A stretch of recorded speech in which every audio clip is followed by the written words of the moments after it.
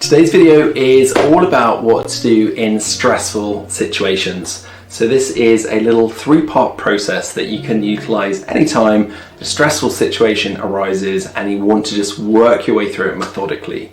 So the first thing is to stabilize, the second is to assess, and the third is to act. Okay, so before we move into action, we've got those two other processes first. The most important one is the first one, to stabilize. What I mean by that is to ground yourself in the body. When something stressful happens, what tends to happen is the mind goes haywire. It starts throwing up all sorts of anxiety thoughts, as well as some solution thoughts, some process thoughts, some analysis thoughts. But in there, if we haven't stabilized, it tends to be characterized by a lot of anxiety. So we're predicting what might else go wrong. We might even be ruminating about how that happened or why that went wrong or what did I do. We might go into blaming and judging in that mindset. So the first thing to do is to get back into the body.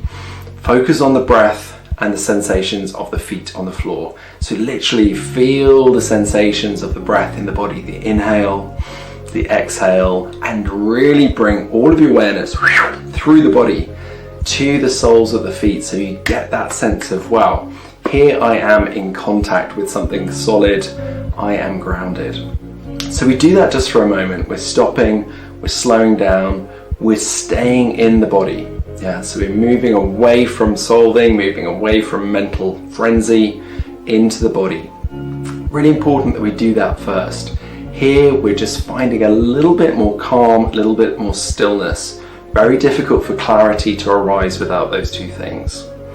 The second is to assess. So from that state of hopefully now more grounded, calm, we can assess what's happened, how we can respond, and think about that a bit more openly and expansively, connected to our resources.